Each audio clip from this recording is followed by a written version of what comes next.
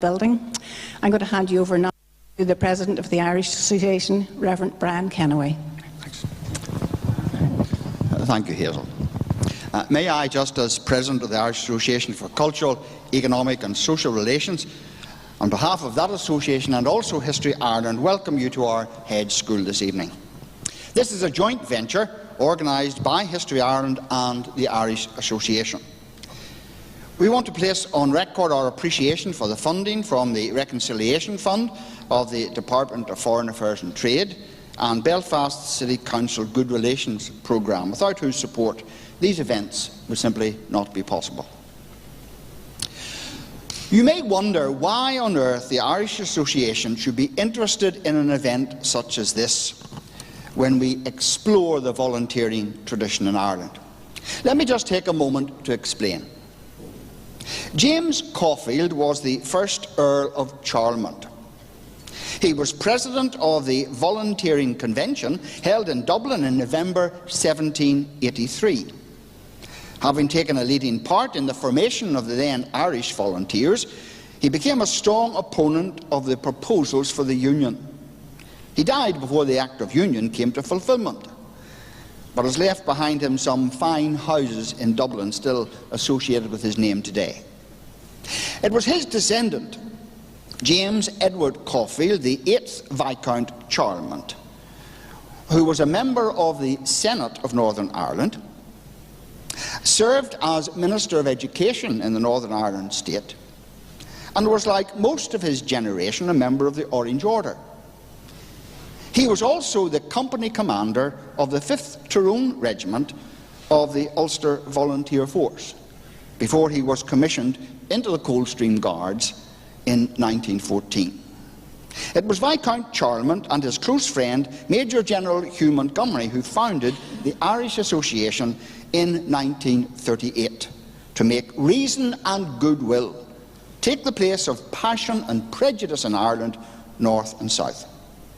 Charlemont held the presidency of this association from 1938 until 1946. Such is the web of Irish history, that the first Earl can be an opponent of the Act of Union, while 100 years later the 8th Earl can fight to maintain that union.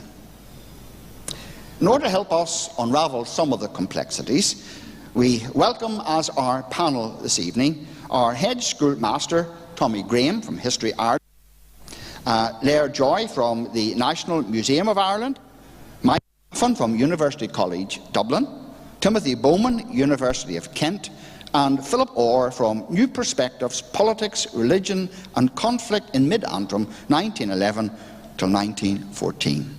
Welcome our panel, please. Thank you.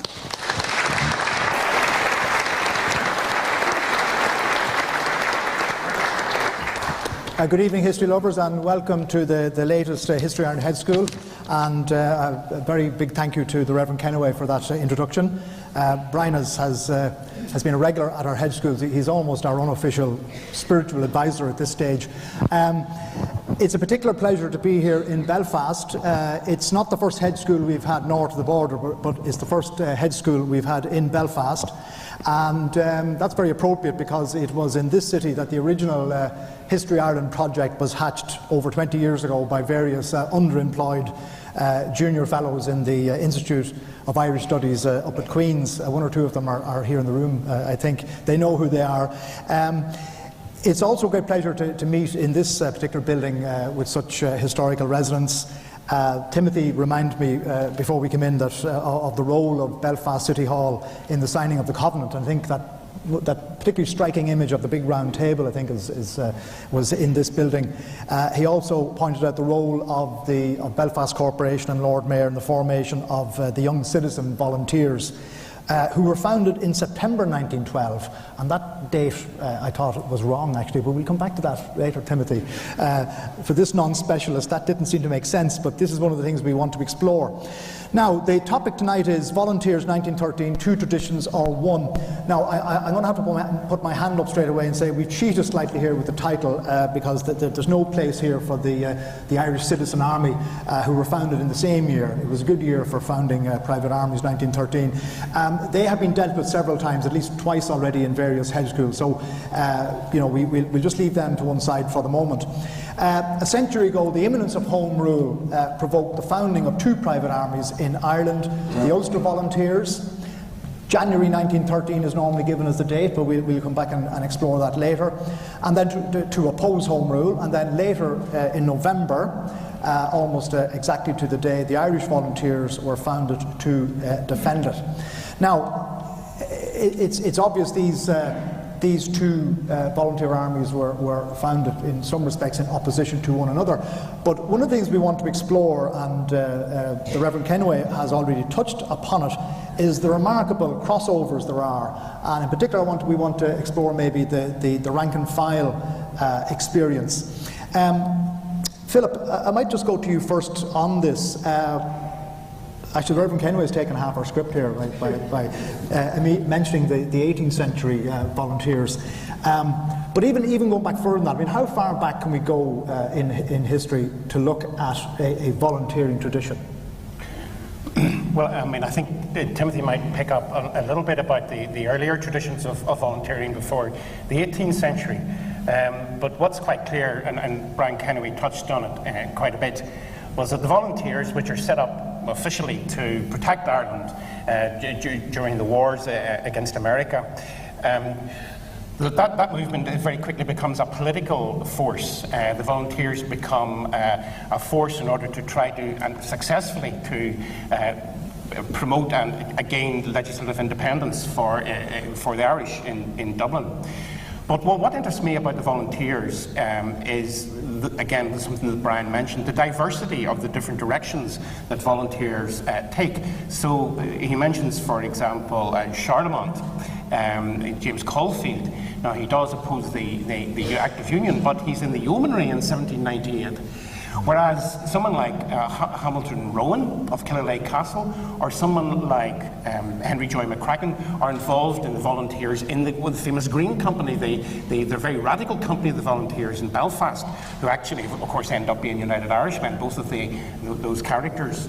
And it intrigues me when you look at someone like pictures of Killilea Castle in 1912-13, and you see lined up the modern-day UVF, a company in the very grounds of the castle belonging to Hamilton Rowan, and we begin to see some links there between the 18th century and the early 20th.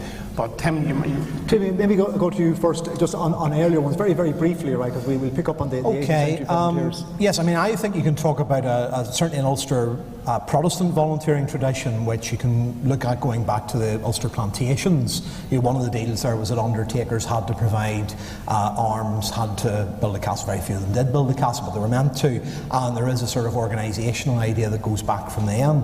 We can then trace that through something like the Laffan army in the 1640s, onto the volunteers that Philip's been talking about, into the Yeomanry of 1796-1834, and on to the Ulster Volunteers of 1913-14. We could take that on to the Ulster Special Constabulary, Ulster Defence Regiment, more recent paramilitary movements, but I think there's certainly a wide time frame that we can locate our discussions of tonight in. Can the Orange Order, which was founded in 1795, can it claim any genetic material from the 18th century volunteers? Pass, I would be inclined to say. I'm struggling a little bit. Certainly in the membership, though, would there be a crossover? Well, you can sort of see you have the same families appearing, as Philip has said, and you do have Orange lodges involved in certainly the Yeomanry. It's a major element within that. Within the Ulster Volunteers, there's quite a large Orange component, but it's more the Unionist clubs that it's based around. Lara, can I just bring you in here because, again, the 18th century volunteers, some of them later become United Irishmen, become part of the whole canon of separatist republicanism. How big an influence was that on the formation of the Irish Volunteers in 1913? Well, we saw it actually with the images that we saw there. We saw one of the Irish Volunteer buttons, which had a very strong Irish harp, and that was a very common symbol. And Owen McNeill was very keen, and he continuously makes reference back to 1782. He very much sees the Irish Volunteers of 1913 as helping the politicians to gain independence, something similar to what happened in 1782. So there's continuous links in his mind There are other people, of course, in the Irish Volunteers who are thinking differently via the IRB, but in his mind he sees a very strong link back 100 years to the original volunteer of the 18th century. But surely the IRB people would see a link as well, back to the republicanism of tone and so on. They do go back to them, but of course they're planning for the future. They're very much already planning for military operations. For MacNeil, he is still in a way innocent. He's seeing this as a way of helping Redmond and giving some backbone to Redmond and to the politicians. What you're really seeing in 1913 is a crisis of confidence in the political parties, in particular Redmond, who is seen as being weak, and by becoming the Irish Volunteers is going to provide that backbone. What's the theory then of this, Lar, going back to this disillusionment with politicians? Are we talking here about the sort of citizen soldier idea of the 18th century? It's a citizen soldier, yeah. It's setting up mass groups similar to the 1782 volunteer group. So there have been 80,000 men involved. Again, as Philip is saying, all strands. They later on they go into different organisations. They go into the Royal Orange Order. They become United Irishmen. So they're seeing that pattern. That's where they're going with this. So it's not necessary to fight, and in MacNeil's mind, it's not necessary to have a creative fighting force. It is citizen army. They drill, they look like soldiers, and they drill with arms. They've never really planning to the next stage, which is kind of planning up big pitched battles. That's not where he's going from. He's very much there to help the politicians, and that's what you see in the first 4 or 5 months in the accounts. Portrait Pierce also makes comment about that they're there to help Redmond to gain home rule and to kind of force the Liberal Party to kind of do what they should do. I'll come back to that, the purpose of each of these volunteer armies. But Michael, before that, just to lift us all out of localism or Irish particularism, which we don't like in hedge schools, give us an idea of what's happening, elsewhere in the world, Europe in particular. I mean, were we peculiar in Ireland, putting on uniforms and picking up weapons and marching around? Well, the whole United Kingdom, including Ireland, was highly unusual in that everywhere on the continent there was conscription. Young men were conscripted for 1, 2, 3 years into an army. They got used to marching around, to carrying and firing weapons. They got used to the idea of being involved in land warfare, which wasn't part of the United Kingdom tradition at all, with the exception of the Crimean War long before the 1850s and more recently the Boer War. So on the continent there was a totally different tradition. But there was also another pattern on continental Europe. A feeling of utter frustration with what was regarded as dull, conventional, corrupt bourgeois society, a longing for some excitement, for some novelty that could, in many people's eyes and minds, take a militaristic form. There was a cult of violence, a readiness to think in terms of conflict. There had, of course, been a few local wars in the Balkans, but even a country without a strong militaristic tradition, like Italy, as recently as 1911, had invaded Libya, then part of the Ottoman Empire, and conquered it, one of the last acts of European colonization. That carried out by a liberal government under Joye, not an authoritarian government of the sort that emerged later. So there was in Europe a readiness to think in terms of violence, and also in Britain. There was frustration with the old world as it was. I mean, it is said, for example, of Rupert Brooke, how could he cope with all the littleness of life? And when war broke out, and I'll end on this point, when war broke out, Rupert Brooke himself said, "Come and join, let's die, it will be great fun." A horrible idea, a ghastly idea, but there was a romance about war, and there was still an image of Waterloo-style cavalry charges. Nobody could have envisaged the horrors of trench warfare that lay ahead. War still had, before 1914, a glamour that mesmerised people on the continent and Britain, and of course also in Ireland. Well, I'll pick up on that point. So there was a certain innocence of the reality of war. Tim, do you want to comment on that? I mean, by the way, the point I made to you about the Crimea, that's what I was getting at. We had a bit of I mean, I'm not sure if we would part ways a bit with Michael there. I mean, what had the Russo-Japanese War in 1904, 1905, and the problem was that most of the European armies had taken the wrong lessons out of that, where the Japanese had been victorious but had incurred massive casualties. So the sort of view that the French took, for example, was that you could go on the offensive, the artillery would clear the way, the infantry would charge forward, would occupy occupy the ground, and you would get a decisive battle that would be over very quickly. I think there's still a harking back to the Austro-Prussian War, the Franco-Prussian War, Austro-Prussian War known to contemporaries in 1866, of course, is the 7 Weeks' War. So I think that there's still a view in Europe that war can be over very quickly. Now, I want to move on to back to Ireland here, and I wanted well, on the face of it, maybe it's a simple question. Might start with you, Lar, because maybe it is simpler for the Irish volunteers. You know, when were they founded? They were founded at the Rotunda, as the poster said, in November 1913. About 7,000 people turn up, and 4,000 join up on the day. Some of them didn't get in, by the way. They didn't book their seats either. So it was a popular occasion. It shows you the popular need to kind of join up. There was this popular dislike, as I said, of the politicians, and it's mobbed. It's a huge success for McNeill. This has happened very, very quickly in the space of a month, and suddenly you have a big event happening at the Rotunda in the centre of Dublin. Now, Timothy, this is a bit more of a difficult question to answer in terms of the Ulster Volunteers, but I'm going to ask you, when were the Ulster Volunteers founded? Well, you have a number of dates to choose from. You could, of course, link it all back to the Covenant. The first regiment, we could say, of the Ulster Volunteer Force is the Enniskillen Horse, which is formed to greet Carson at the railway station. There was one then in Enniskillen on the 18th of September, as he did one of the sort of warm-ups, one of the talks in the provincial towns before the Covenant. So that would be one date to go for. December 1912, we get Sharman Crawford, local landowner colonel over in Crawfordsburn, talking to the local Unionist club about forming the Ulster Volunteers. Now, who are the Unionist clubs? Well, the Unionist clubs come together about 1911, and this is really a recognition that the Orange Order was too small to be the basis for mass movement, a view that constituency associations only appealed to a certain group, and the Unionist clubs are essentially reactivated in 1911. They existed in the 1890s, and there's about 312 of those by the summer of 1912, so they're very large and in many ways form the basis for the Ulster Volunteers. But elsewhere in Ulster you can look at different dates. Lisburn, for example, the UVF battalion there is formed in January 1913. That comes together very quickly. And Newton Ard's equally Unionist in County Down. It's really the summer of 1913. It's a visit by Carson that really energises things there. Parts of County Londonderry, it's December 1913, January 1914. So you can pick any number of dates, and there's a lot of very patchy issues to do with regionalism, localism involved in it. Now, do I take it then, therefore, there's no uniformity in terms of the structure of this?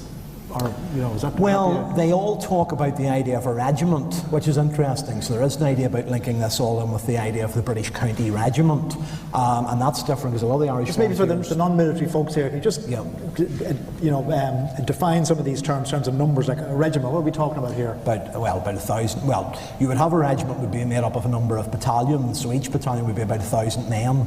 Right. So you would get something like County Cavan only formed 2 battalions. You have your County Cavan regiment like that. As the movement develops in Ulster, you get regiments based around parliamentary constituencies in areas. So North Down, East Down, South Down have 4+ battalions each. Belfast City, you have something like North Belfast with 8 battalions in it. Lara, how does that compare with the Irish volunteer structure? Irish Volunteers starts off small. You start off with companies, so you're looking at about 120 men, and then you could increase that up to battalions, so you're looking then at 1,000. But it takes a while to kind of, it's a grassroots operation, so they're starting off with companies, you're encouraged to establish companies, and then you move your way on to creating a battalion. So the figures that we see, as I said, the first night you're at 4,000, by the following May you're looking at about 100,000 men joined up, and by August of 1914 you're seeing 160,000 spread around the country. Now, I'm sure a lot of people in this room have joined things on the night.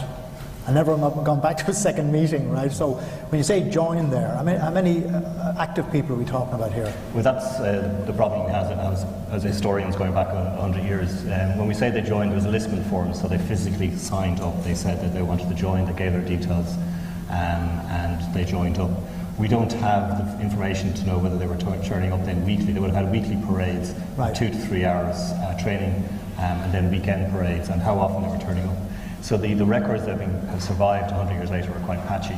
And in relation to enlistment forms, if we take the 160,000 that joined, there are about 4,000 surviving enlistment forms. which really doesn't give us a great sample of what made up the volunteer force. Will that be possible, Lara, do you reckon? I mean, is there research to be done out there on this? Well, within the National Museum, we have a collection of papers relating to one company, which is Eamon De Valera's company. Eamon De Valera was responsible for a company in Donnybrook or Ballsbridge in South Dublin, and he had about 220 men in that unit. And when we break down that, you see it widespread. You see when you compare it against the 1911 census, and this is how we would be, if we had all these forms, be able to compare against the 1911 census. You can see that it's a big spread of South County Dublin, all classes and all trades, so it's quite a big spread. And also the age profile. It isn't all young men under the 18 or all young men in their 20s. It's kind of again spread right up, recruiting men up to the age of 55 and 60. What was the maximum age? At the time it was 65, so you're 65, you're seeing a widespread of people. I mean, that's quite old by that. 65 very old back in 1913. When the British Army goes to war in August 1914, they really want to see men between the ages of 20 and 30. They want young, fit men. Naturally, as the war progresses, those requirements become less stringent and they'll take almost anybody. Philip, I just want to bring you in there because you've done a lot of work looking at the Ballymena area. I mean, can you maybe shed a bit more light on this question of, how many people turned up, more than just the signing up on the first night? What was the situation on the ground? Well, again, it's a wee bit hard to know just how every single volunteer behaved. But there are certainly directives coming out from the headquarters. The headquarters are in Galgorm Castle on the edge of Ballymena, and it's the young family who are really the bosses, not only of the Bladewater Mill and other textile businesses in Mid-Antrim, but they're at the head of the UVF as well, as it forms in 1913. They're certainly sending out reprimands for people not turning up for duty, and well on into 1914, for example, people are suspended for not coming along to drill. I mean, it was a fairly ambitious thing that the UVF were asking. They were quite a well-organised UVF, I think, in Mid-Antrim. I mean, by 1914, for example, they're doing nighttime manoeuvres. In the middle of Ballymena at one stage, they have a kind of competition between one set of companies and another set of companies in the unit. And they've got to attack each other in a kind of mock battle.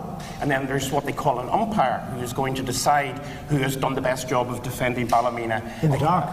Well, no, that one was conducted. Okay. That one was conducted during daylight. But there would have been lots of nocturnal manoeuvres as well. I mean, there would have been drill organised, and it would have been quite hard. I think, for example, in the Bucknow area, which is way up into the hills, it would have been very hard indeed to try to get people scattered over a 5 or 6 square mile area in their particular company to leave the farm, agricultural labour, whatever they were engaged in. But on the other hand, in the sort of what you might call the labour depots of Harryville, where you have little streets where people are working in the mill and they're all living side by side, I would imagine it would have been a lot easier to be involved. I mean, I certainly know also that in Ballymena area, the Youngs are very wealthy, and they provide from London and from outfitters in Belfast very good equipment: haversacks, water bottles, slouch hats, puttees, boots.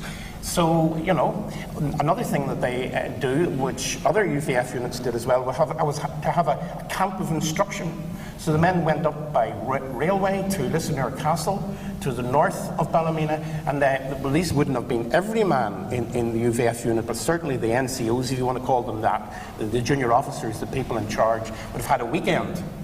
And they were allowed to go, and their employers let them go for the weekend on the condition that they were taking part in that weekend. But I think, Tim's book points it out quite well, the standard would have varied, I think, throughout what later became Northern Ireland.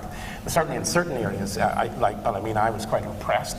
Right. Larry, you want to come in on the southern kit? The same applies to the Irish volunteers. Essentially, it depends on who's in charge and what experience they have. In Dublin, you would have had access to a lot of retired or serving soldiers who were serving in Irish regiments. So they would brought a huge amount of experience, and they're quite keen to recruit these drill sergeants, which is what they're looking for, to drill them. But when it comes to uniforms aren't provided in the Irish Volunteers. You have to pay for yourself. So not only are you joining up, you're then maybe putting a subscription forward over a year to buy yourself your uniform and eventually buy yourself your rifle. So you're really basically bringing everything to it. No one is giving you material. When you join up into a regular army, of course, the first thing that happens is that you have your medical, then you're given your uniform, and then you're given your rifle, and then you're trained. This is kind of another way. It's training at weekends, it's training at nights, and then you're having to pay for your own equipment. And from the uniform point of view, a uniform or a design for a uniform was only issued in August 1914, which is only a month before the split. So this is all very rushed, and it really is a patchwork around the country of what's happening to different units. So you just reminded me to remind the audience that Philip is the curator of the Ulster Museum's current exhibition on... Co-curator, not... Co-curator on it's an exhibition on the Ulster Covenant, but it includes various uniforms. There's a picture actually on the History Ireland Facebook site, and Philip tells me he's been working out vigorously in an attempt to slim down, actually get himself into one of these uniforms, because they're very small apparently. The stature of people 100 years ago was smaller, presumably. It's just that we're well fed, I think. Now I want to just zoom back out here a minute. We'll come back to the minutiae of the kit and so on here. But Mike, I want to just come back to you to look at the broader political situation, because it's very easy to get run away with issues of battalions and uniforms and so on and so forth. But a very basic question, what did these respective militias think they were for? What was their function? What was the sort of thinking behind it? In both cases, there was a disgust, a contempt with the British government, and a hostility towards the British government. Both forces made it clear, we don't want to fight the other. Our quarrel isn't with the guys up the north or the guys down in the south, certainly not. We are opposed to Asquith's Liberal government for quite opposite reasons. In the case of the Ulster Volunteers, of course, what they saw as treachery by the government, as a corrupt, dishonest deal in which the Prime Minister Asquith had bargained away his responsibility, his authority, his right to office, and had been effectively blackmailed, so that the British Constitution and the laws that Ulster Unionists had always observed and were determined to defend no longer applied. The contract, if you like, had been broken.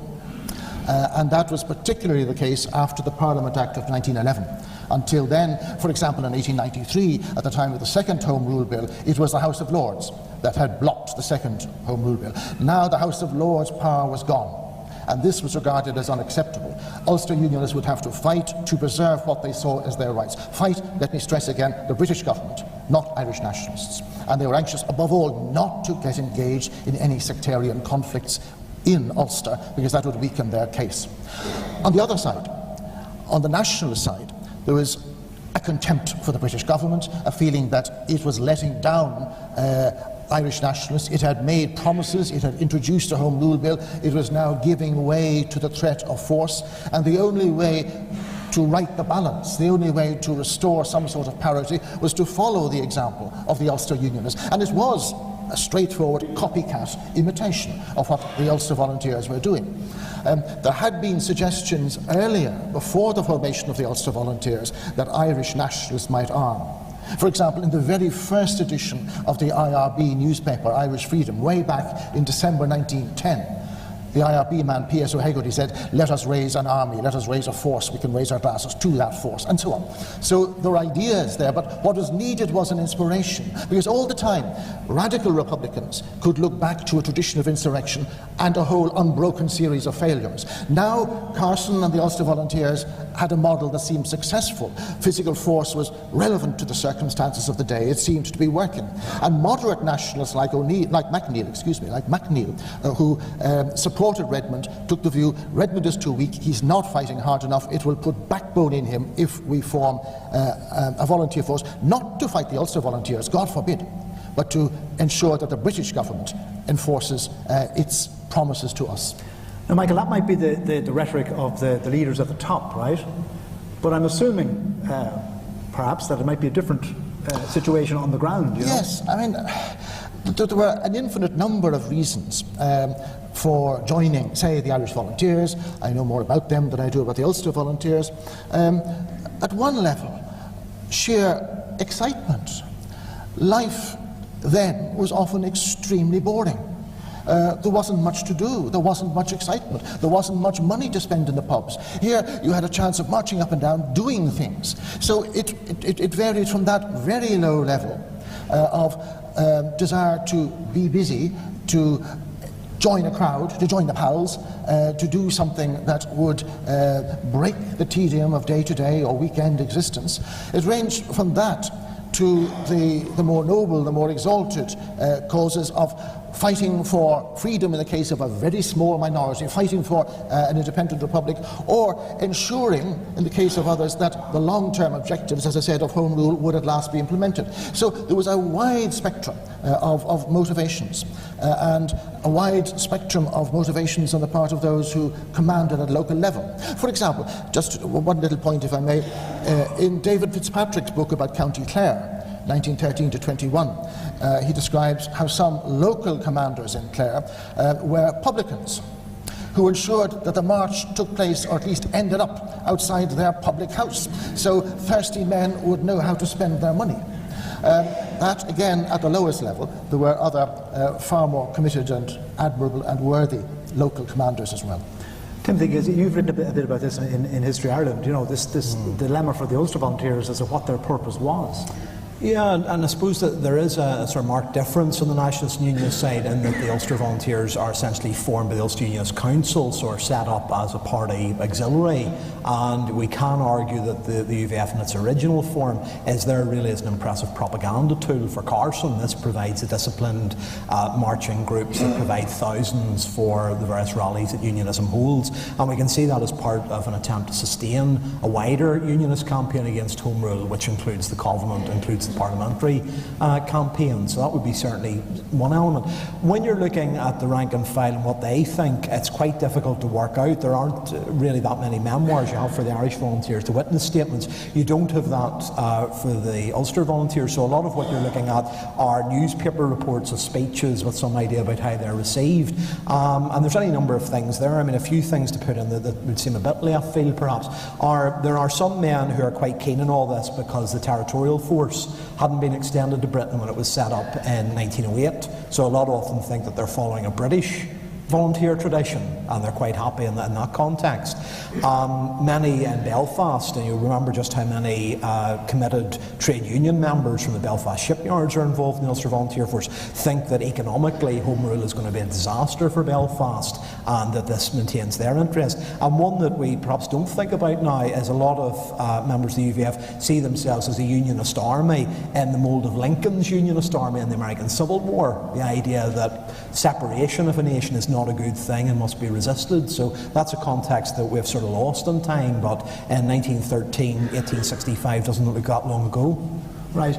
Now, just moving on to the military capability, right? The question of arms, because of course this becomes a lot more real post the Laffan gun running importation. Now, on the face of it, they bring in a lot of hardware, Timothy, which would seem to put legs like on this army, if I'm not mixing metaphors here.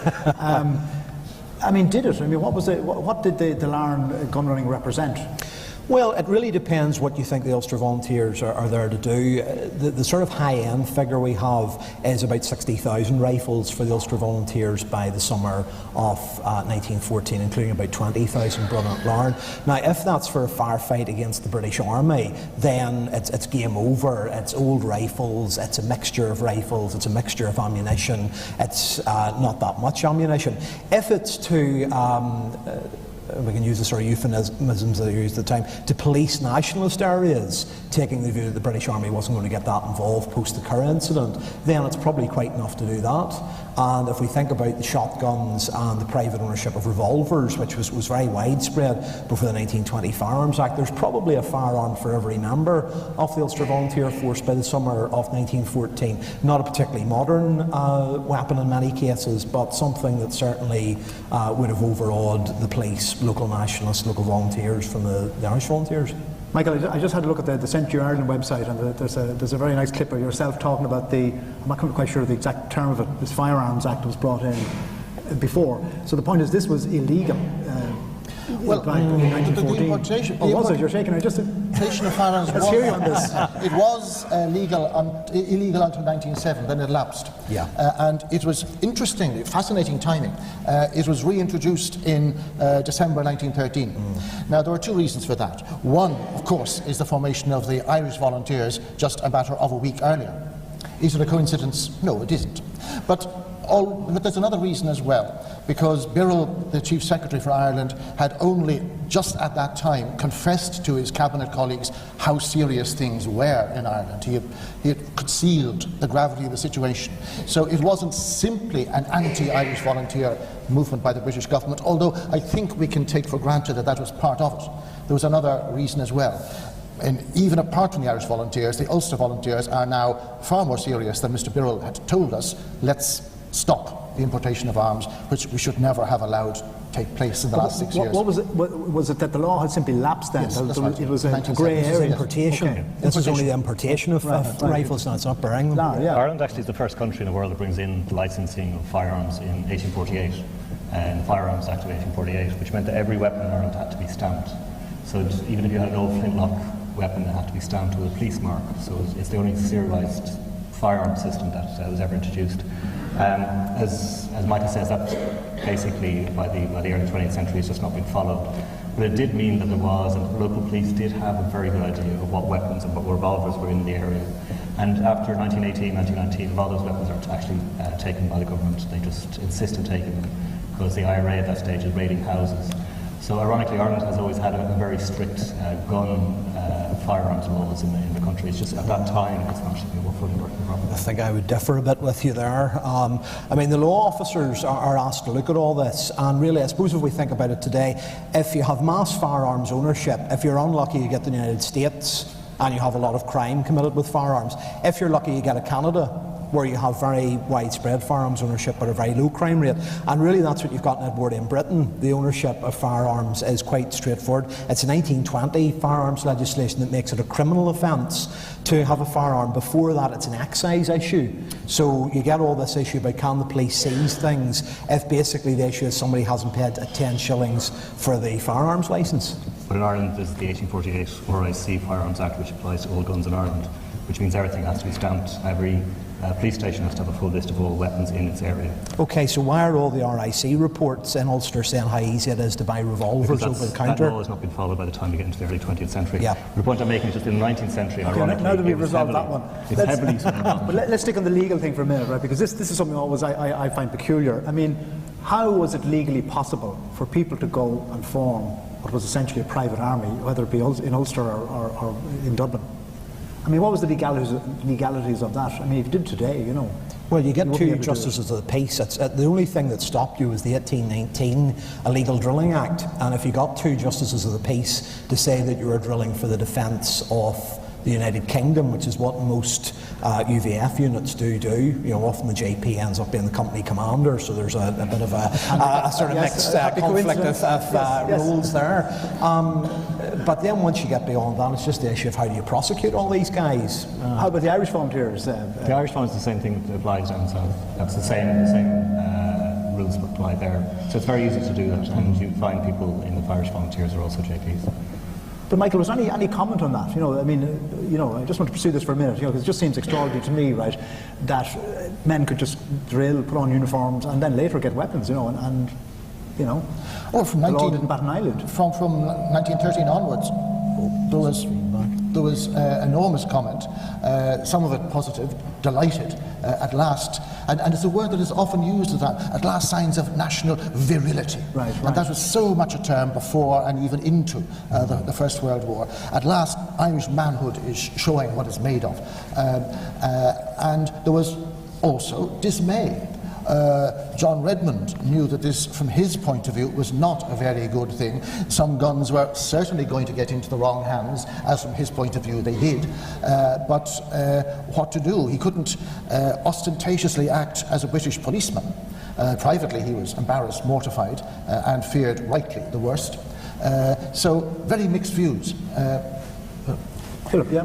Well, what I'd just like to add is some commentary on is what appears in many ways to be almost the cult of the gun at this time. It's really fascinating. If you look at the Irish Volunteer little newspaper that's published in 1914, you come across a poem called Ode to a Gun. You have a report of a rally somewhere in Uri, I think, where somebody cries out from the crowd, "One man, one gun." Dermot Ferreter in his Irish history refers to a gun being, I don't know whether it was a ceremonial gun or a real one, but handed out during a prize distribution at St Enda's College. And you've got to also put this in the context of an arms industry that is absolutely huge around Europe. And whenever Crawford goes off to Hamburg to talk to Benny Spiro, the Jewish arms dealer in Germany, Spiro's distributing guns elsewhere as well as to Ulster. So I think you've got to see that this gun culture, as I would refer to it, has been absolutely fascinating. And I'd refer back a little bit also to what we were talking about, the cult of blood sacrifice, the desire to get rid of the ennui and boredom of pre-war times, and you see that throughout Europe. But you can also see Patrick Pearse as a manifestation of some of the same rhetoric, certainly, when he talks about blood sacrifice and its power, the red wine of the battlefields, and so on. Yeah, just 2 points I wanted to add there, really, Tommy. One is that we're now looking at this through the prism of 1914-18, but at the time militarism was seen as a good thing. People looked to Germany. This was a disciplined workforce. This was a country that knew what it was doing.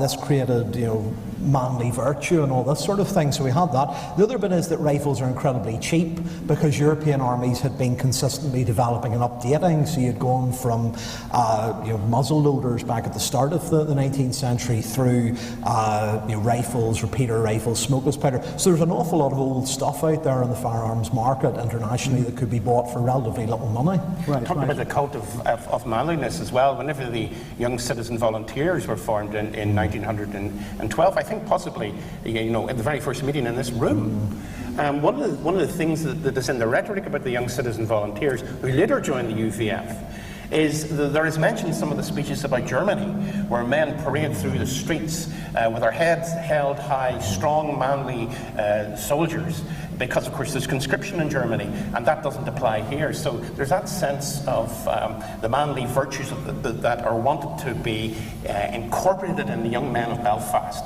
And of course it's not just physical things as well, self-discipline, moral discipline, and a sense of the history, the civic history of Belfast. All these things, a complete education of young men. There's a whole gender issue there, fascinating. Just in relation to guns, you also see within our collections at the National Museum all the leaders of the volunteers, especially those who get involved in 1916, the Rising, they all have handguns, but they have expensive, they've got Browning ones, they have FN, but in particular the Mauser 1895, which is a particular machine weapon. It's almost like a small machine gun, but it's a very expensive. It's Countess Markovich has one, Padraig Pearse has one, Eamon de Valera has one, and almost having a gun at that kind of cost is almost a way you become an officer automatically. You can see that you have to have one to have any street cred to actually carry yourself. You also see that those who have officers' uniforms are very quickly promoted, and there is a way that those who have the money, like De Valera as a teacher, can actually become officers quite quickly. I just move this on slightly, right? But you brought it up to some extent is a question of class and the makeup of the respective volunteer forces. And maybe Philip, if you talk about the Ballymena experience, who are joining, and what class are they from, and so forth. Well, my portrait of it from the Ballymena area is that it's quite a remarkable range of people that join the UVF. Of course, at the very top of the hierarchy, you have got industrial figures, you've got commercial people in what's a very prosperous little town, right the way through to those who are working in the factories and the mills, the foundries, but also you have a rural population as well, though that's perhaps a bit more difficult to organise, as I alluded to earlier. But one thing I think we have to take account of is the role of clergy in all of this. Because if you look at, say, the Reverend O.W. Clark from Brushane, he's a clergyman there. I mean, he is one of two men who are commanders of their local company of the UVF, who are actually training the men, often in the back garden of the manse, in how to use their guns. I think these clergymen probably would have been possibly in the officer training corps or something like that if they'd been at a seminary or at a university. But Clark, for example, heads down in this little 20-horsepower Ford over the hills to Larne the night of the gun running, packs the vehicle with guns, brings them back and stores them in the attic of the manse, and proceeds subsequently to train the men. And later in 1914, just before war breaks out, the local UVF present him with a silver sword. as a kind of ceremonial representation. Now, it's too easy to look back at that through the lens of now, because it would seem a strange thing now if your local vicar or clergyman or priest were out training men with guns. But it's a different era. It's a different era, and the light of what we've been talking about. Yeah, I just want to come on that briefly, because there are some areas where Protestants are in the minority, where the UVF's formed, where it's said that the clergy have to take command because local tradesmen and local professionals are worried about getting boycotted. So you end up with the clergy being pushed in those command positions. I was going to throw in a supplementary question, like, who or what determined who became officers? Well, in theory, for the Ulster Volunteers, they're meant to be elected. But people like the O'Neills don't worry with any of that sort of nonsense. If you're the local bigwig, you're telling people that you're the battalion commander and they're the company commander. You get certain. I mean, a lot of it. The problem I think we have for the UVF is that we don't have particularly good paperwork on Belfast. So you have a lot about the rural units, and you then get the disproportionate view that a lot of it's big gentry families, and there is an element of that. But not always. In Seaford and County Down, clearly they do elect the officers, and it's a guy called McGeechan who's the coachman to the big house, who's the company commander there, and the Major Ford, who's the big noise in the local area, serves in the ranks. But it's interesting that in theory it's meant to be election. Or in theory anyway, yes. Now, what's the experience in the Irish Volunteers? The Volunteers is also subject by election, but in relation to Emma Devler, he's appointed as the commander in Donegal. But by whom? By McNeill, who's his neighbour. They live only about 200 metres away from each other, so I suspect that had something to do with it. But what gives McNeill the right to appoint somebody? Well, he's the chief of staff. He's in charge of volunteers, so he can do that. Self-declared. I'm just trying to pursue.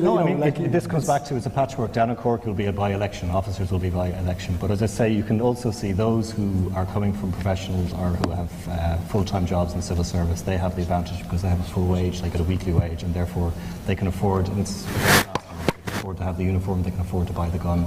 They afford to put aside the time to actually run a company. So class buys you a position in a sense. Because you have the time to do it, you have the skills to do it. And in the case of the Irish Volunteers, you have regional variations. The Irish Volunteers are very strong in Dublin, weak in a lot of rural Ireland, very strongly represented in the skilled working class. Of course, officered by teachers and those with time to spare. And money to spare. But yet socially more varied. The clergy, of course, not allowed to engage in that sort of activity. They could indeed involve themselves closely in politics, running party branches and so on, but not in military affairs. That they might have and did in some cases encourage very strongly and forcefully and unambiguously, but that they couldn't take positions of command. And there's one other interesting detail. The involvement of some Protestants in the Irish Volunteers. To take the classic case, the Howth gun running, just before the outbreak of the war, an almost entirely Protestant affair, hardly a Catholic involved. Even the one IRB man involved in it, Bulmer Hobson, a Protestant. So it is non-sectarian in that sense. Obviously, most Southern Protestants are appalled by what they see as likely to happen or what might possibly happen. But there are, and as there always had been, a considerable number of Southern Protestants, and even a few Northern Protestants, committed to Irish nationalism and, in this case, prepared to support a paramilitary force. So we don't. It would be true to say that in both formations were urban phenomena. Well, you can come back to Karl von Clausewitz's view about armies, can't you, about them being a mirror of the society from which they're drawn.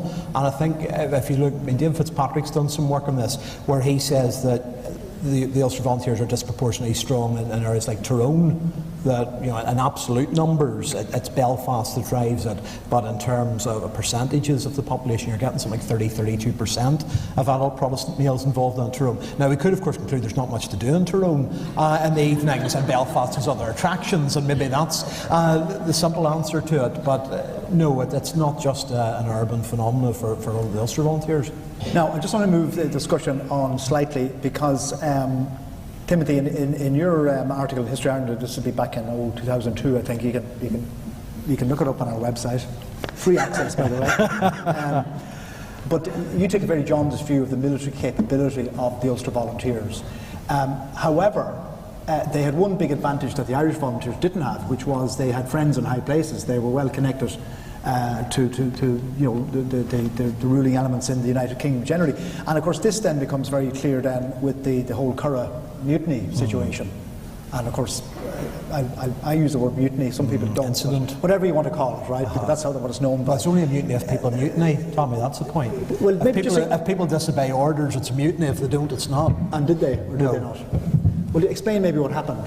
Well, you could say that the problem is that, the problem is that nobody gives them clear direction about what they're meant to do. So we get Paget, who's the Commander-in-Chief in Ireland, who comes over and gives officers a choice. And that's basically the problem. I mean, even most of the officers involved... That'd be an innovation in any army, though. Well, that's it. It's basically, do you want to suppress the Ulster Volunteer Force? Now, not surprisingly asked that question. Most British Army officers think no, would really rather not. Most of them are politically in sympathy with unionism. But even if you're not, getting sucked into any of the civil power at best, guerrilla warfare at worst, isn't really what soldiers want to do. So the problem really is that they are asked to make that choice. And then, of course... but I have to question this, but the soldiers are never given choices, they're given orders, surely. No, well, not in case they are. Most of them say that had they been given a clear order to move against the Ulster Volunteer Force, they would have obeyed that order. But because Paget comes and says, if you've got family connections with Ulster, you can disappear, which is one version of it. So you can't resign your commission, but you can disappear, and we'll take you back after it. It's a very, very poorly organised show by the High Command. Michael? You're shaking your head there. No, I'm not disagreeing entirely, but it was clear long before the Curragh incident that great numbers of British officers, not soldiers, officers, would at the very least be disinclined to obey certain orders, and in many cases, as happened in the Curragh event, threatened that they would resign their commissions. And it was clear that Asquith and the government had lost control over the army. Once Hubert Gough and the other officers had made it clear, we will not march against Ulster, we will not lead our troops against Ulster, rather than that we will resign, even if we lose our pensions in the process, we will resign. There was such sympathy with that stand in the British Army that Asquith knew it's over. We cannot suppress a rebellion in Ulster. I think also, if you look at the personnel at officer level in the UVF, they are also experienced army veterans very often. You go down to South Down and you have Bob Wallace, Robert Wallace, who is a high figure in the Orange Order and involved in the Ulster Volunteer movement, therefore. And of course, he has been the big wig in the South Down Militia. At Merida Castle he lives. If you look over the sand dunes from Ballykindler Army Camp, you will see a domain belonging to the Craig family, of course, and James Craig helps bring in the guns. He's a key figure in Ulster Volunteering and in the Unionist Party. So, it's almost synonymous in a way at times, a military background in certain areas and UVF officership. But does this timidly point to the fact, though, that in this regard the Ulster Volunteers were a huge success? In other words, if they were a propaganda, a bluff, it worked? Yeah, I suppose to some degree, yes. You could think of some scenarios where the army, if you'd been faced with a riot situation in Belfast, it would be a lot easier to send in the army. And there wouldn't have been that sort of international outcry or concern by the British population. So that does probably make things a lot easier for unionism, that it's a sort of disciplined force. And Tommy, I don't think we should play down the level of violence on the streets in 1912 in Belfast. The summer of 1912 is a very, very violent time. You've got riots, you've expulsions from the shipyard, you have street riots of all kinds. You have a football match in West Belfast 2 weeks before the covenant is signed between Belfast Celtic and Linfield. It ends at half-time because Linfield has scored and there's a huge riot involving gunshots. And bits of paving set being thrown, bits of the tramway being dug up and thrown at people.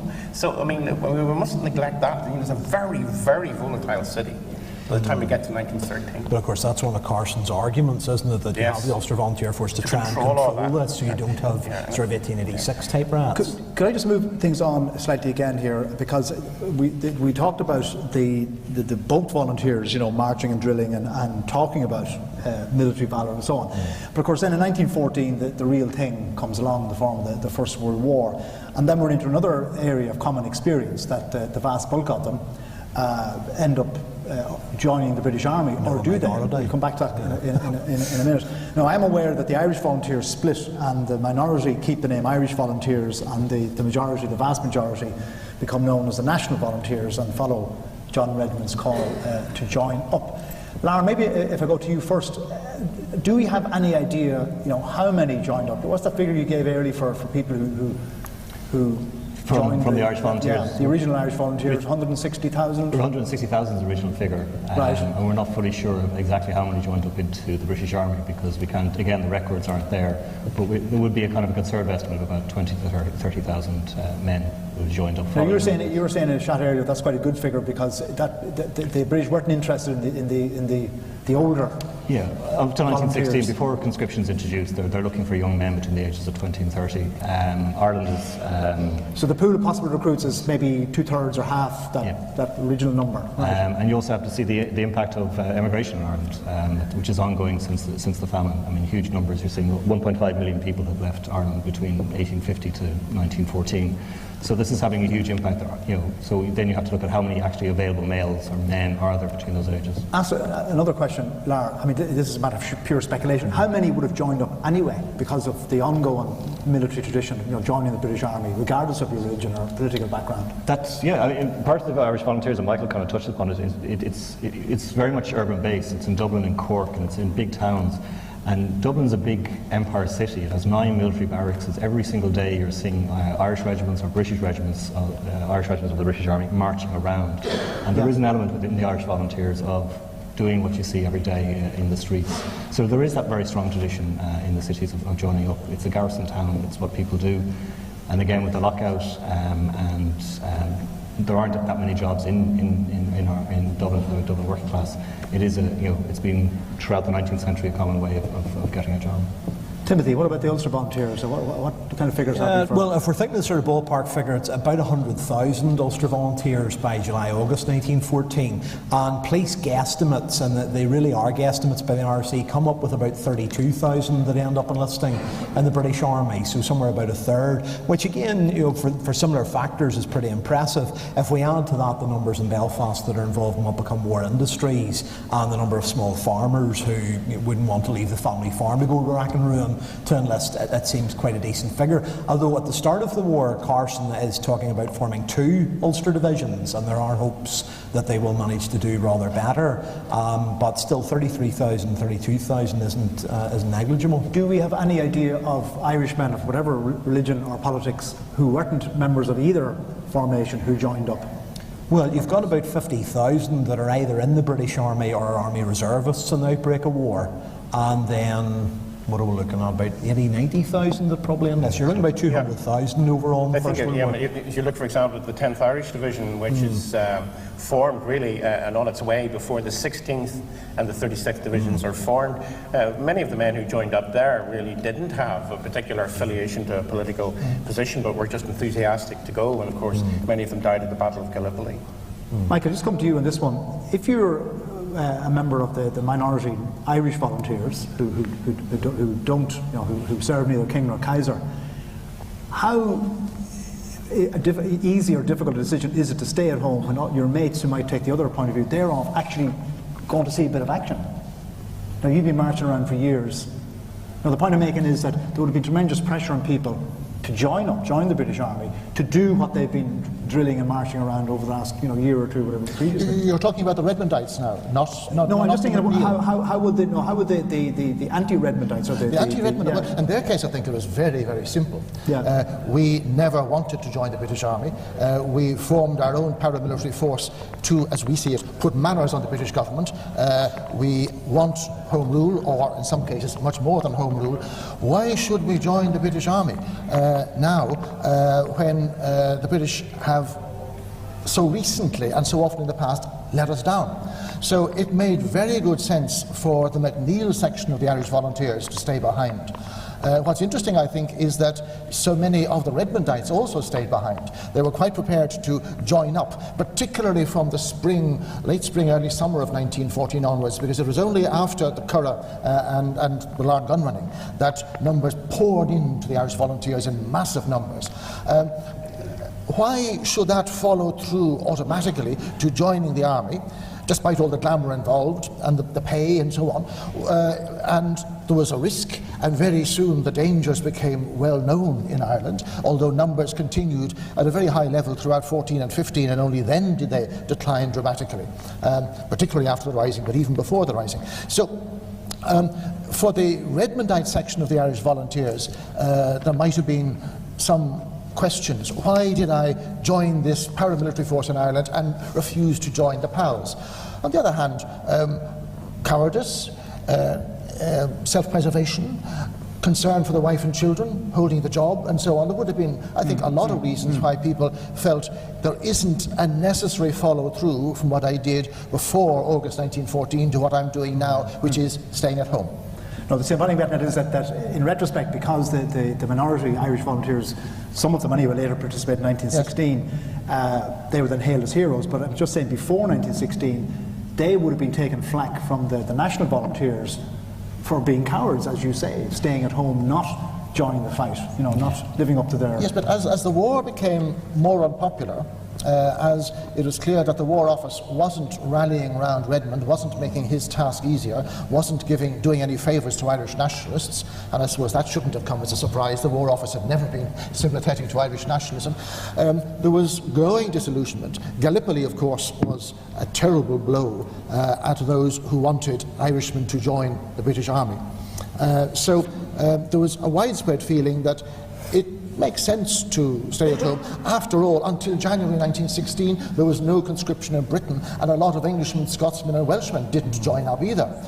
It was only after that, after January 16, that conscription was imposed, and some Irish people living in Britain, like Michael Collins, came home. Yep. Now, I want to just give a sort of 2-minute warning to the audience here.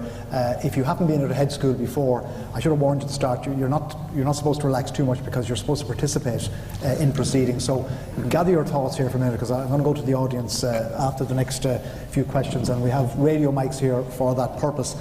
But Lara, I just want to go to you on the question of how the various volunteers then were treated within the British Army, because of course it wasn't a completely level playing pitch. So what happened to the Irish volunteers, or national volunteers who joined up? Well, there's 2 divisions that are established. There's the 10th Division, and then there's the 16th Division. But unlike the 36th, the National Volunteers just don't simply transfer into these new divisions. Kitchener, who's the Secretary of War, is not very keen to have specific Irish divisions given the full title. So the 16th, and Tim know more about the 16th, doesn't really fit that Redmond's army. It's not Redmond's army in the same way that the 36 is very much associated with the Ulster Volunteer Force. And you want me to come in just there? Yes. I mean, if you think, well, a lot of it's to do with patronage. So you can see that Carson manages to get a lot of these pre-war UVF commanders back with the colours as colonels, as brigadiers in some cases, for a while, certainly anyway, until some. But I mean, again, as a non-specialist looking at this, that's extraordinary. Here you have guys, threatening armed rebellion against the sovereign government, and now being given key positions. Carson ends up in the government, before too long, well, I mean, surely, Michael, from a nationalist point of view, that didn't play well. No, it was an absolute disaster. Those who were just months before threatening rebellion against the Crown, now sitting round the cabinet table in Downing Street. It was probably a grave mistake, one of Redmond's many mistakes, a mistake on Redmond's part not to join the cabinet, or at least the government when he was invited to do so. But in that way he was consistent to his party's long-term traditions and failed to appreciate that circumstances had now changed dramatically. So Carson was in and he was out. And it seemed like a repetition of the old pattern that had gone back just decades or centuries. I mean, just to think about the wider British context, when they get to the third of the new Kitchener army, so when they formed the first 200,000 men or formed the 300,000, some of the battalions there have 3 regular officers in them. So beggars can't be choosers is really the view of the British government, that these guys might have been a little problematic politically, but you had no choice. If you wanted experienced officers, that's what you had to turn to. I think it's important to emphasise too the degree to which the 36th Division was structured as geographically almost like a pattern of the old UVF, the for example, the county down volunteers become... I think that's the point, but we should get away from the idea that the UVF seamlessly becomes the 36th Ulster Division. That's problematic, but you're right that you get these regional connections which the Irish Volunteers don't get, which is one of Redmond's big feelings. You don't get a Limerick battalion, you don't get a Cork battalion. Not such a good idea though if your unit is sent over the top and you know a whole street or town gets well, that's what the down. Americans had found in the Civil War, yeah. Now, I'd like to bring in the audience here in this, if you just now just wait for the radio mic, and if you just, and just give your name and stand up maybe so we can see you. Hello, Seaman Lavery. We just talked about the two, you talked about the two big beasts of nationalism and unionism. Now there was a third force, if you like, sort of in between those years, the Irish Citizens Army, or actually, was it an army as such, or was it sort of, was it really a sort of a buffer for the labour movement? You know, for were they militarised in any sense? It was a battalion strength. It was aimed to be about 1,000 men strong, but it never really went past the 200 men. But they did call themselves the Irish Citizen Army. I wanted to talk about them tonight, but Tommy wouldn't let me. No, to be fair, there will be many more head schools. They are doing people turn up to the 1916 Rising Together en masse. As you know, there's a countermandatory order for just before the 1916, and that means that the Irish Volunteers don't turn out en masse. So the Irish Citizen Army do turn up and fight very successfully at Stephen's Green and the GPO, not so successfully at Dublin Castle. But they do as a unit. They are very much tied with the experiences of Connolly and Larkin during the lockout that they established about a week before the Volunteers. The Citizen Army is established. And again, if you read some of the history books, it'll say 1,000 men, but the reality is probably 200, 250 people were in it by the time you come into 1916. Can I just say that there is a danger that we link the labour movement with the Irish Citizens Army? Remember that the East Belfast Regiment, the Ulster Volunteer Force, is about 4,000 strong. They're committed trade unionists as well as unionists, so that's an element to remember. I think also, I mean, the interesting point raised earlier about Protestant involvement, say, you know, in nationalism. An interesting one also, of course, is that Captain Jack White, who is the key figure in many ways in raising the Irish Citizen Army, certainly in the early days, comes from a very distinguished military and gentrified family in Mid-Antrim. His father is Sir George White, VC from the South African Wars. Field Marshal in the British Army. So a very intriguing story there, interesting narrative. Yeah, gentleman here.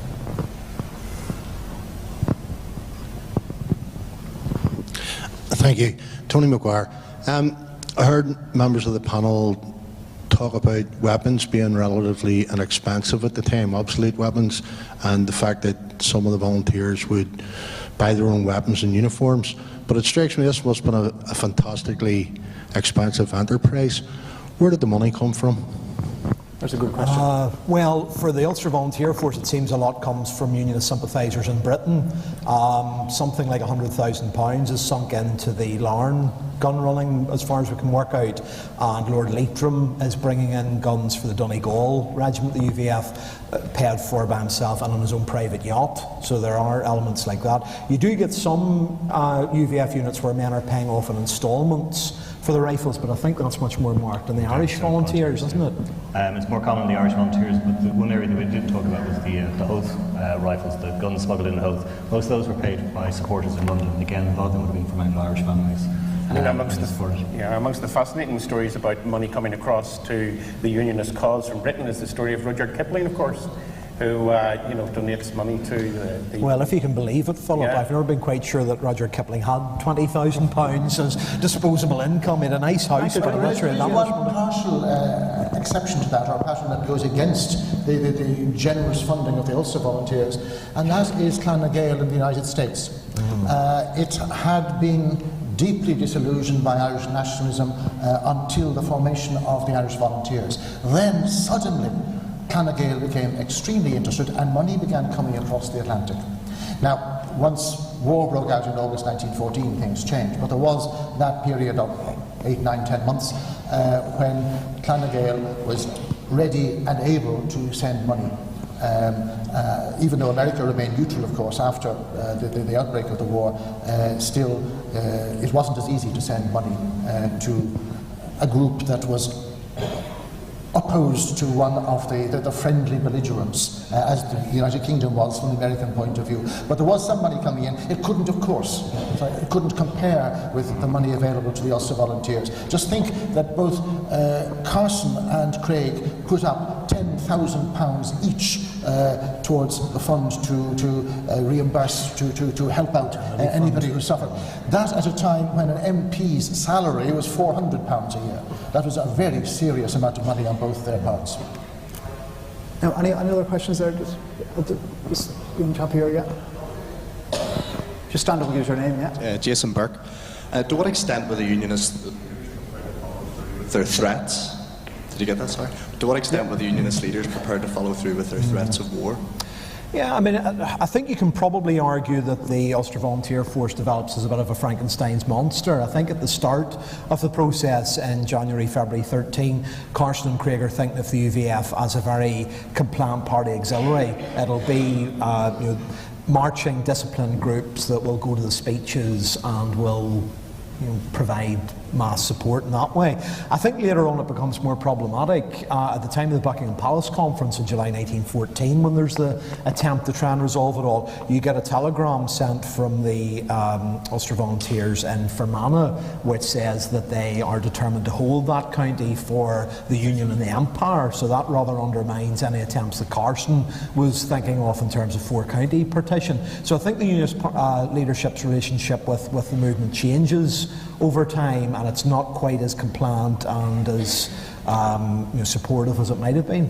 Phil, you want to come in? Certainly with regard to the Young Family papers in Ballymena, they are very determined, according to the notes, first of all, to man the river Bann and its bridges.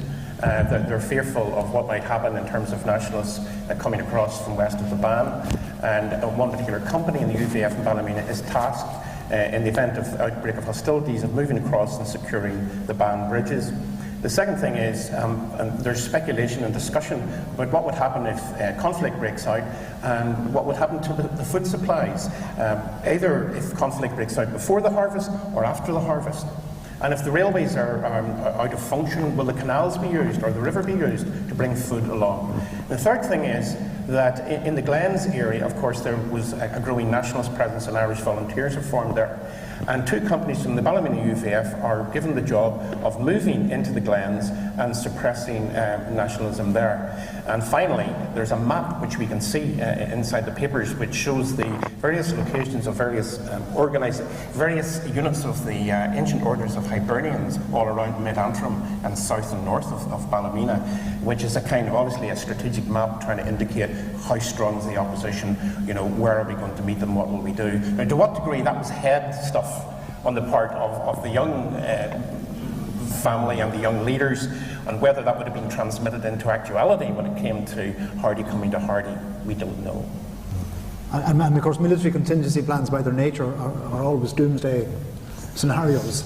Well, there was discussion about sending children off and women off to England, wasn't there? In the event of trouble. As far as Ballymena is concerned, they were pretty. They were trying to get themselves organised for that doomsday possibility. Anybody else there? Yeah, this side of the house, yeah. Jerry Hassan. I'm just wondering, you seem to dismiss, to some extent, the McNeil's volunteers, who you said we all know were formed not to help Britain in any way. But I'm just wondering, with the British war propaganda machine working as well as it was working in England, and I'm sure to a certain extent it was working in Ireland, was there not more pressure on McNeil's volunteers to actually join up as 14 and 15 wore on, because they made a lot of any Irish army men who won awards or anything and brought them back to Dublin to great fanfare? Well, certainly at the highest level, that of the Commander-in-Chief, McNeil himself, he was determined that his volunteers would not join the army. They were to stay in reserve so that when the war would be over, they would be a serious, he hoped, a powerful force, able to impress the British government and ensure that the British government would follow through its promise of home rule with Ulster, whatever Ulster was, and left to be decided later, but home rule once war would be over. And he took the view, if we allow our troops our volunteers, as opposed to Redmond's volunteers, join the British Army, then we will have lost that show of strength. Let's make sure we don't lose a single man. And here at least, he and the IRB men working behind his back were in full agreement. They disagree on very many other things. Should there be a rising, should there not? But at least there was unity among the commanders, the leaders, the prominent figures of the Irish Volunteers. We must not lose a single one of our volunteers to the British Army. Keep them all at home. And of course, we must be prepared, if necessary, to rise in rebellion if conscription were to be imposed on Ireland. And that was one of the reasons why, briefly, just for a day or two, McNeill was prepared to contemplate a rising in 1916, because he believed that conscription was going to be imposed. It wasn't, but that was his belief. So there was unity. There were of course divisions on the part of the Redmondite volunteers, some rushing off to join the colours, great numbers of them encouraged by Redmond himself in his famous Wooden Bridge speech, many, as we said, deciding to stay at home for whatever reason. But on the Irish Volunteers, the McNeill faction, total agreement. We will not join. Brian, yeah. Sorry, Brian Kennedy again. Malice was never a strong point with me, and neither's myth. But just to take up something Timothy said, you reckon about 30,000 Ulster volunteers joined the British Army and therefore became part of the 36th Ulster Division. But given the figures you have quoted, the vast majority of the Ulster Division were not and had never been members of the UVF. Well, it changes over time, no. I mean, a division's establishment is only 15,000, 16,000. So you've got about, well, the figures we do know are the domicile of those who are the first recruits, and none of the battalions that's raised in the Ulster Division is less than 85% Ulster based in its first make-up. That all changes at the Somme. After the Somme, Ulster can't maintain this division, so it ends up with conscripts, it ends up with men transferred from English regiments, it ends up with Irish regular units transferred into it. So, I mean, overall, 32,000 gives you the basis for a division and some reserves, but not enough to keep a division going through the whole of the First World War. Just the front row here. Another question there, Tommy. Just beside Randy. David Scott, Song Heritage Centre, 1 hour guided tours on the hour, Monday to Friday, during the summer. Given that the volunteers to some extent were mirror images of each other, do the panel believe that they've answered their own question in terms of two traditions or one? Well, I was going to say it's like the borders. What unites us?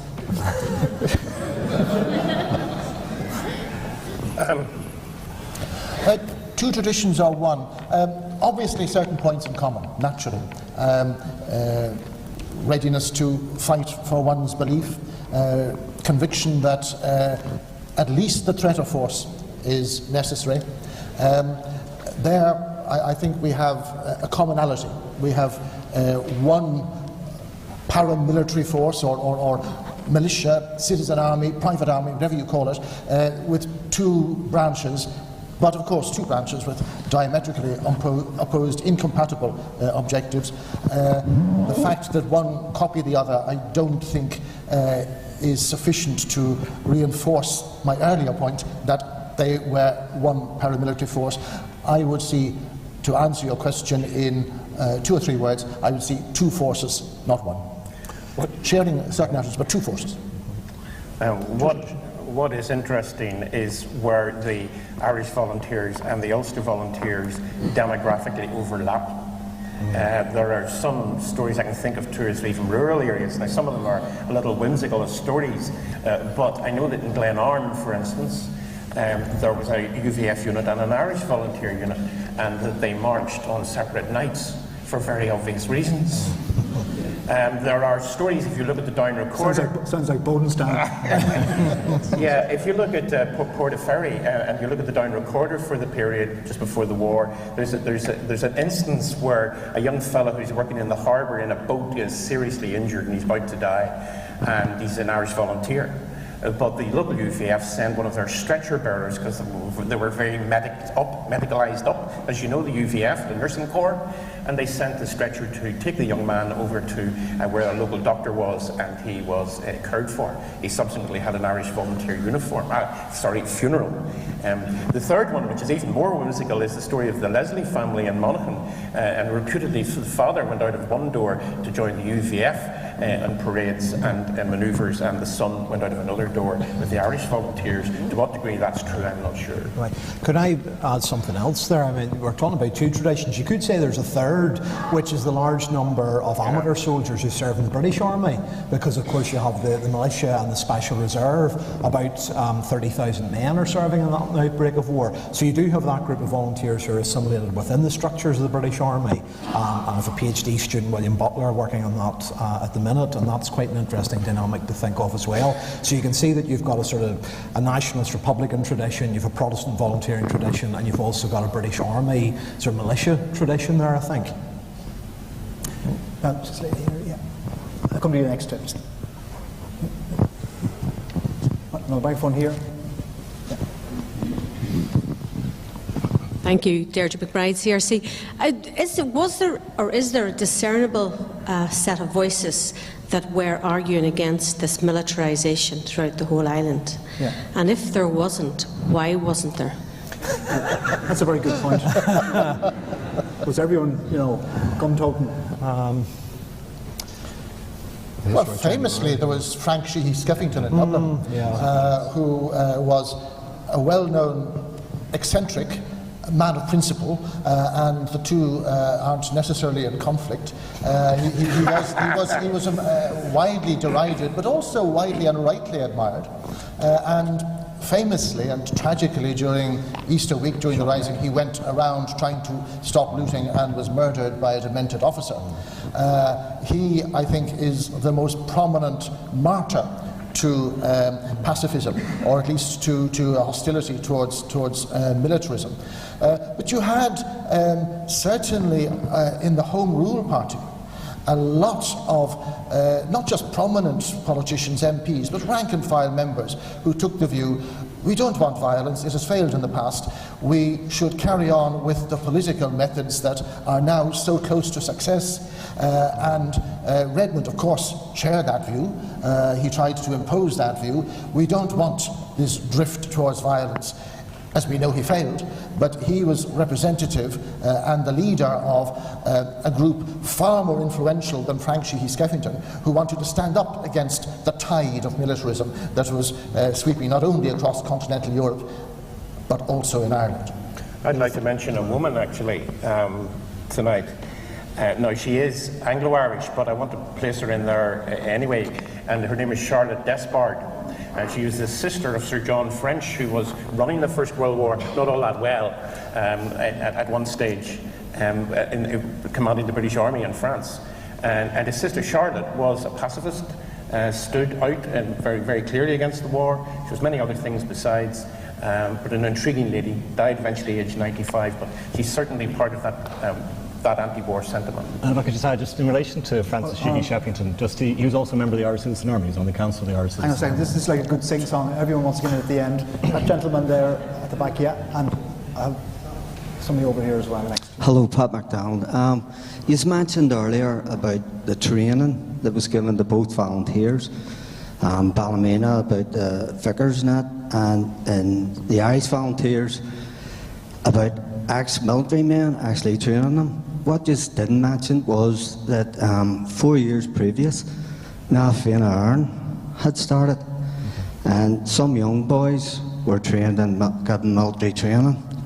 They were brought out at Countess Markovich's house, and a boy at age 14 in 1909 was actually 18 in 1913. And I can imagine Con Corbett, Sean Houston, and these all became commanders and the Irish Volunteers, but they were still members of Laffan, and they were a big part of training the volunteers. Could you enlighten us on any more of it? Lara, I mean, to what extent were the Fianna, throw runners? No, the Fianna have a a big impact on the Irish Volunteers, especially after 1914. They're very well trained. They've been training since 1909, and you do find them heavily involved. Con Culver, Sean Houston are probably the most famous. They're given command during the Rising and are executed, of course, because of that. But throughout the GPO, you'll find FINA men manning a large number of the places also. So yes, no, they definitely have a big impact, and they're a lot older, and they've been training a long time. Am I right in thinking they play a big role in the Houth gun running? You'll see them. You'll see them also in the photographs. They helped unload the. This gentleman here first, and then I'll go to yourself there. Just yeah, and then that one there. Okay, let's leave that for a minute. John Neal, Irish Association. To what extent, if at all, do you think that the paramilitary organisations that have emerged over the last 30 years reflect the ethos of the volunteer movement? Okay, now we're talking here about control of the franchise.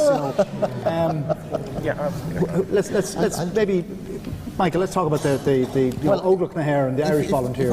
If I could look at the southern side, and my colleagues left and right might be able to talk about the unionist tradition. I mean, the Irish Volunteers, the IRA, for 20 years after independence waged war on the Irish state. They didn't bother with Northern Ireland, they didn't bother with Britain. Their only enemy was the government in Dublin. An extraordinary pattern. Only in 1939 did they begin thinking about Britain. More recently, and you did ask about the last 30 years, more recently they have waged war against Northern Ireland, where they were a small minority of the minority. In that sense, you might say that there is an element of continuity in that the Irish Volunteers, before the First World War, were a minority but hoped to become a majority. That could not possibly be the case in Northern Ireland. And they, that is the IRA, or Óglaigh na hÉireann, as they called themselves, were a tiny minority in the Republic of Ireland, a government and system that they loathed. Remember, Gerry Adams refused to recognise the Irish state until 1986. He and his colleagues felt until then that we will get rid of this stateless, the free stateless, as they sometimes call it. So they were, I think, doomed to be a minority in both parts of Ireland, hostile to both parts of Ireland, until finally in 1986 they recognised the Republic, so many decades after the British government. And I would see their pattern as being, despite some superficial parallels, totally at odds with that of the volunteering tradition before the First World War. But I can speak only about the Irish, the Southern Irish, the Irish volunteer side. I want to bring Lara in here, but before we go to the other two lads, Lara, there is though the rather awkward fact, notwithstanding what Michael said, that the Irish Army, that's the state army in the South Seas, 1913 as its foundation. They're also Óglaigh na hÉireann. Óglaigh na hÉireann. The Irish Defence Forces, as they're called under the 1954 Defence Act, would trace their origins back to 1913, and under Irish law, under the 1954 Act, that's actually written into the Act that the Óglaigh na hÉireann is the Irish Army. So you do, as Tommy says, have this clash about the Irish name Óglaigh na hÉireann, who actually owns it, who is the inheritor of that title, and it's a debate. The Irish Defence Forces will always say that they are the originals. If you take 4 or 5 academics, there'll be a long argument about that, about what does the Irish Defence Force have that right. Now, Timothy. Try the Ulster side. Well, an attempt is made to reform the Ulster Volunteer Force in 1920, which isn't terribly successful. It looks to me to never amount to more than about 6,000. That's in the context of the Anglo-Irish War. And then those energies are absorbed in the Ulster Special Constabulary in 1920. And we could sort of see that as something under more state control, perhaps trying to push them more into that British militia model that I was talking about, rather than the sort of Protestant volunteering tradition. We could see that going on into the Ulster Defence Regiment as well from 1970. If you had Gusty Spence's accounts of all this, he had these sort of views of continuous existence of the Ulster Volunteer Force, which there simply isn't. And then if we're thinking about the ideologies, I mean, Philip was talking earlier about some of these cases where Irish volunteers, Ulster volunteers, acted with great civility to each other. It's hard to see those men of 1913-14 thinking that sectarian pogroms and murders were really the sort of thing that would have furthered their cause. And of course, back then they were thinking very much about how this was all viewed in Britain, which they later learned. I'm going to go to the audience here. No, this lady here has been waiting a while. Make it just get the... And then... Honor, Stuart. No, wait for the microphone. You won't be... This is all being recorded, by the way, so keep it clean, everybody. So it won't be heard unless you speak through the microphone. Honor, Stuart. My question is about the women of Ireland. Tonight's discussion has been overwhelmingly about the men, and as is often the case, and it's been most interesting. But what of the women of Ireland in this period? What was their involvement in the volunteer movements that you've been discussing, and indeed the women more widely, those who perhaps were not involved? What were their views? Yeah, I mean, in the Ulster Volunteer Force, I did notice that on the Covenants in Teenray, there was somebody parading dressed up as a female Ulster Volunteer, but there was in fact no such thing.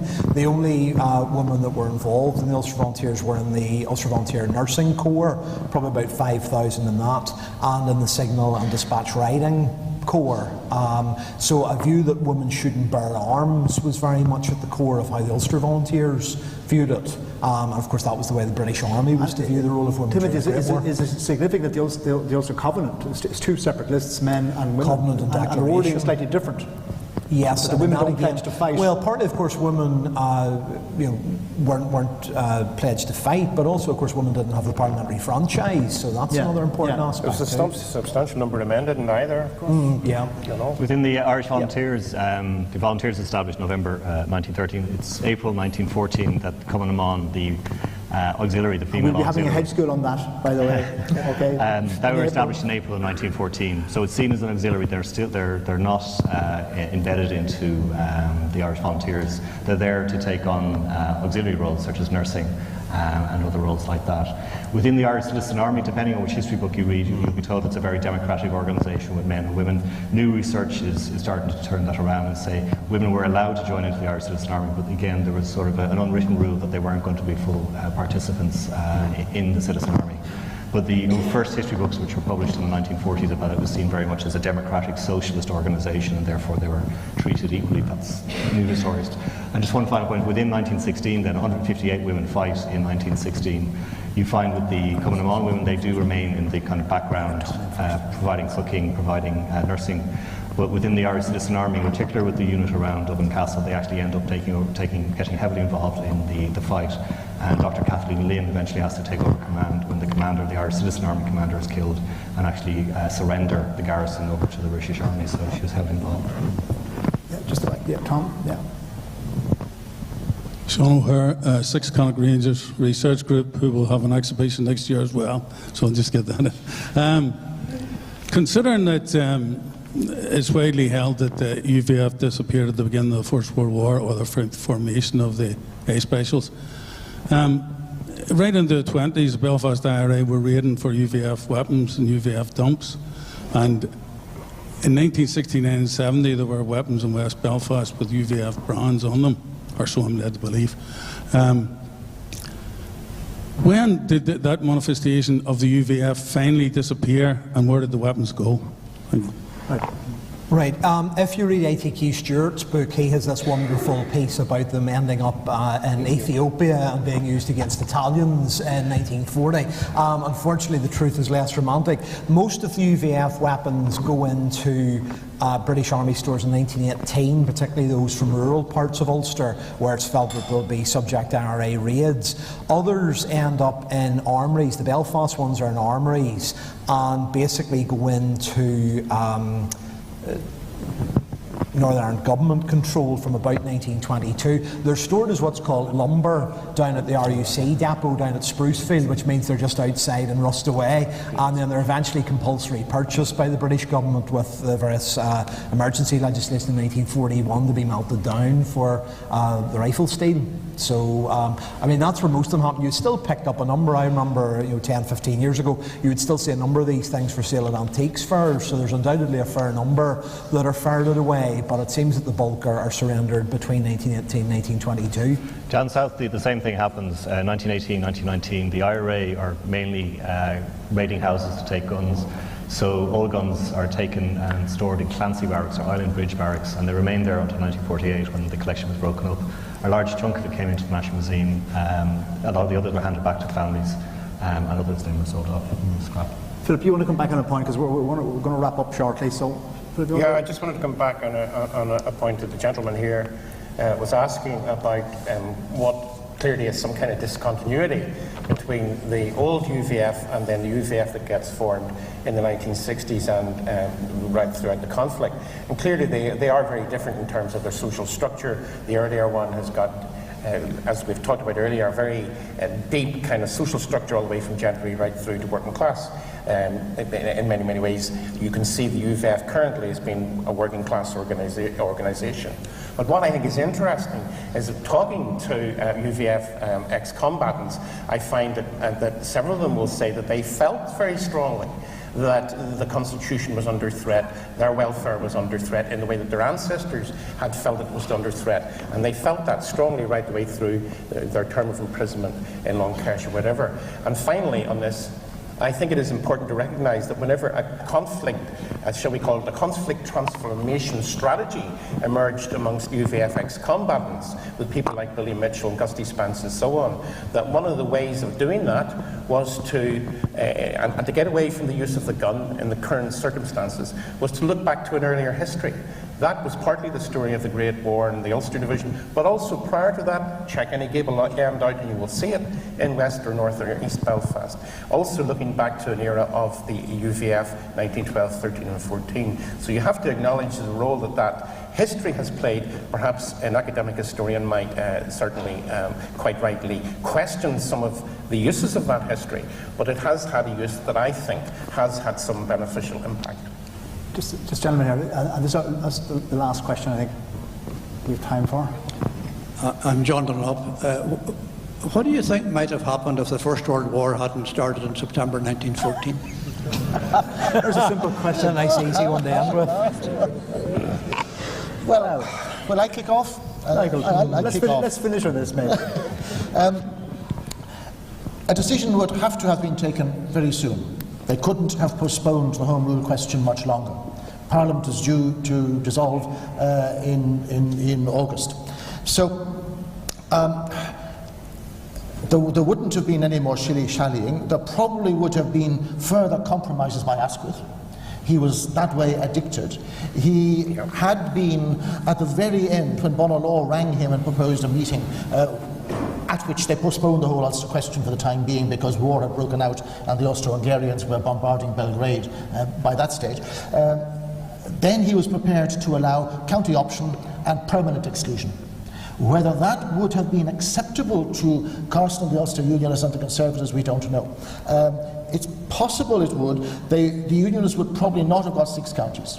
They would certainly have got 4, and permanent exclusion forever. That would have been guaranteed. There wouldn't, of course, have been a Home Rule Parliament in Belfast at that stage. It might have come later, but it wasn't on the cards in 1914. Whether there might have been a compromise, say, Fermanagh goes to the Free States, excuse me, the Home Rule area, not the Free State area, the Home Rule area, and Tyrone remains excluded. That hadn't been suggested. It might have been a possibility. But they were all desperately anxious to avoid war. Carson was terrified of a conflict. Some of his followers were more ready for conflict, but he as such a prominent lawyer and upholder of the law, didn't want to be in the position of being a rebel. And there was something not unreasonable about Asquith's last suggestions. Let those counties where there were majorities against Home Rule stay out forever. And that hadn't been on the cards before. That is a possibility. Who knows? If Franz Ferdinand's chauffeur hadn't taken that wrong turning, we would know, but he did, and here we are. Yeah, I think I'd probably agree with a lot of what Michael said there. Basically, the partition ideas were being kicked around at the Buckingham Palace conference, I think there was broad agreement that that was where the top of the political parties wanted to go. The two sort of things that we'd bring in is, well, what if you'd had a general election to resolve the whole lot and you'd ended up with a Conservative government back in power? That may have put an entirely different complexion on. And the other bit was, what about the sort of grassroots? You know, if you'd ended up with a firefight instigated by one group of Ulster volunteers against Irish volunteers or vice versa, would that then have triggered moves by the movement as a whole? Could the Unionist leadership have stepped back and sort of disavowed that, or would that have sucked everybody in? No, I'm going to wrap up, lads, because time is running on. It just falls to me to thank our panel here. Lara Joye of the National Museum in Dublin, Timothy Bowman of the University of Kent, Michael Laffan of UCD, and you didn't say that, big boy. Philip Orr, who's the co-curator of the Ulster Museum's exhibition on the Ulster Convent. Did I get that right, Philip?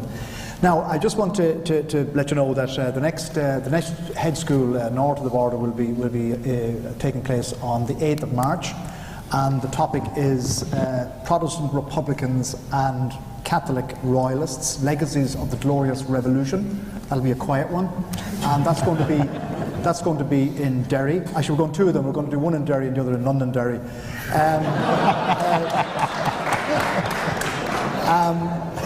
And by the way, also just to mention that there will be a head school about Common a Man, which will be happening as part of a one-day conference in Dublin on April the 4th. And there'll be various other head schools, of course, so just check out our website, historyireland.com. Now, just to explain that these events are organised by History Ireland magazine, and you have your complimentary copy there and your complimentary bag. Now, you may have wandered through the Christmas market outside and not been impressed by the various baubles on display, but don't be disappointed. Open the back page, fill in the subscription form. It makes an excellent Christmas present, and it will allow us to organise more of these events in the future.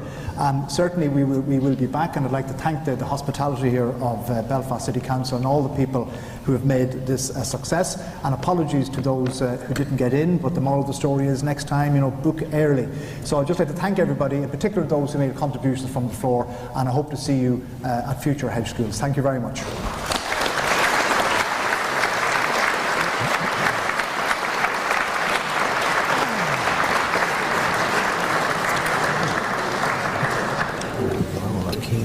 Belfast audience kept this on a bit longer than I thought.